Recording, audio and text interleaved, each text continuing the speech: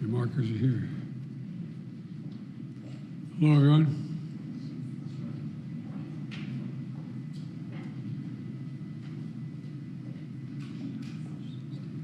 Got everybody? Well, good afternoon. And this is a very good afternoon. A very good afternoon. Today we're bringing home Paul, Evan, also Vladimir. 3 American citizens and 1 American green card holder. All 4 have been imprisoned unjustly in Russia. Paul for nearly 6 years. Vladimir since 2022. Evan since March of 2023. And also since October of 2023.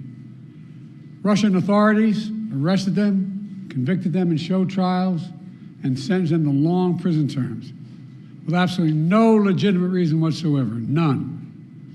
Paul, a former Marine, was in Russia for a wedding. Evan, a journalist with a Russian in Russia, was in Russia, assigned by the Wall Street Journal. Also a journalist, was in Russia to see family. All 3 falsely accused of being spies. And Vladimir was a Russian citizen by birth and holds an American green card. He's a Pulitzer Prize-winning journalist and was a pallbearer at my friend John McCain's funeral with me. He spoke out against Putin's regime, and for that he was convicted of treason. And now, their brutal ordeal is over, and they're free. Moments ago, the families and I were able to speak to them on the telephone from the Oval Office. They're out of Russia. Earlier today, they were flown to Turkey, and soon they'll be wheels up on their way home to see their families. This is an incredible relief for all the family members gathered here. It's a relief to the friends and colleagues all across the country who've been praying for this day for a long time. The deal that made this possible was a feat of diplomacy and friendship. Multiple countries helped get this done. They joined in difficult, complex negotiations at my request, and I personally thank them all again. And I've thanked them personally, and I'll thank them again. All told, Russia has released 16 prisoners. 8 Russians who are being held in the West will be sent home as well. These 16 prisoners from Russia that Russia has released include 4 Americans, 5 Germans, 7 Russian citizens who are political prisoners in their own country. One of those Russians runs a human rights organization, Memorial, which won a Nobel Prize in 2022. Putin threw him in prison for voicing opposition to the war in Ukraine. 4 others work with Alexei Navalny, political opposition leader who died in Russia prison this year. Now they can live safely abroad and continue their work of advocating for democracy if they so choose. This deal would not have been made possible without our allies. Germany, Poland, Slovenia, Norway, and Turkey, they all stepped up and they stood with us. They stood with us. And they made bold and brave decisions, released prisoners being held in their countries who are justifiably being held, and provided logistical support to get the Americans home. So for anyone who questions whether allies matter, they do.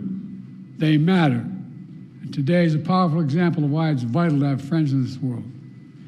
Friends you can trust, work with, and depend upon, especially on matters of great consequence and sensitivity like this. Our alliances make our people safer, and we began to see that again today. Let me say this. It says a lot about the United States that we work relentlessly to free Americans who are unjustly held around the world. It also says a lot about us that this deal includes the release of Russian political prisoners. They stood up for democracy and human rights. Their own leaders threw them in prison. The United States helped secure their release as well. That's who we are in the United States. We stand for freedom, for liberty, for justice, not only for our own people, but for others as well. And that's why all Americans can take pride in what we've achieved today. I want to thank everyone in my administration who helped make this happen. Our work did not start just on day one. It started before day one. During the transition, I instructed our national security team to dig into all the cases of hostages being wrongfully detained. which were inherently, well, we inherit them from the prior administration. I wanted to make sure we hit the ground running, and we did. As of today, my administration has brought home over 70 Americans who were wrongfully detained and held hostage abroad, many since before I took office. Additionally, I issued an executive order in 2022 authorizing penalties like sanctions and travel bans on those who hold Americans against their will. And my State Department has introduced new warnings for Americans about the risk of being wrongfully detained by a foreign government. Deals like this one come with tough calls, and there are never any guarantees. But there's nothing that matters more to me than protecting Americans at home and abroad. And so we'll continue to work for the release of all wrongfully detained Americans around the world. Let me end where I began, with Paul, Evan, and also Vladimir and their families. They never gave up hope. We can't imagine what they've been through, all of you. Matter of fact, this lady right here, I think, was living in the Oval Office with us for a while. All kidding aside, can't imagine their joy right now. They're home. Tomorrow's a big day, the 13th birthday of Miriam. Miriam, where are you? Come here. You all know we have a tradition in the Biden family. We sing happy birthday on any birthday. You ready? All of you. Happy birthday to you. Happy birthday to you. Happy birthday, dear Miriam. Happy birthday to you. Remember, no serious guys till you're 30. God love you. She's Alsu's daughter. Now she gets to celebrate with her mom. That's what this is all about. Families able to be together again, like they should have been all along. So I want to thank you again to everyone who did their part. In just a few hours, we'll welcome home our fellow Americans. We're looking forward to that. God willing, we're going to be out at Andrews and get that done. So thank you, thank you, thank you. And this is a good day. What did you say to them on the phone, sir? What did you say when they answered the phone on the other side? I said, welcome almost home. How do you keep countries, these so-called abductor states, from simply taking more Americans in order to get more of their prisoners home? How do you end these perverse incentives, sir? Well, we're advising people not to go certain places. Tell them what's at risk, what's at stake. Mr. President, where do you enter these negotiations, and can you speak to the complexity of working with 6 countries to secure these? Well, look, I'm not going to take the time now, but I'll do this later in the week. I particularly own a great sense of gratitude to the Chancellor. The demands they're making of me required me to get some significant concessions from Germany, which they originally concluded they could not do because of the person in question. But everybody stepped up. Poland stepped up, Slovenia stepped up, Turkey stepped up. And it matters to have relationships. It really does. These things matter. Pardon me? Could this improve relations with Russia? Is there any avenue for that after this prisoner exchange deal?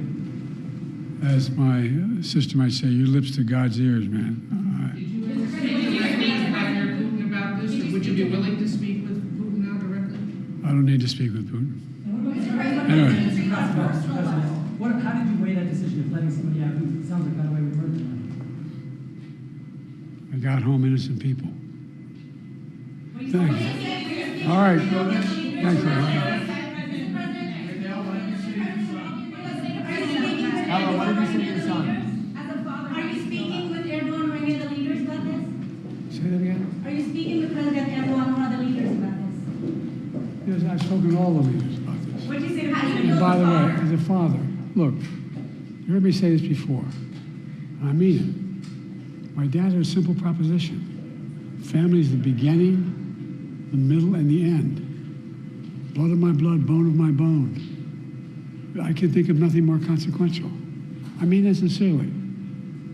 And having lost family in not a different way, and not knowing what's happening to their circumstance when they're accidental, with health, It matters. Mr. matters. President, That's what all I did think. Germany ask for in response for their cooperation? Nothing. President What Biden. did Chancellor Scholz say to you? President Trump has said repeatedly that he could have gotten the hostages out without giving anything in exchange. What do you say to that? What do you say to President Trump now? Former president. Why didn't he do it when he was president? Sir, what did Chancellor Scholz say?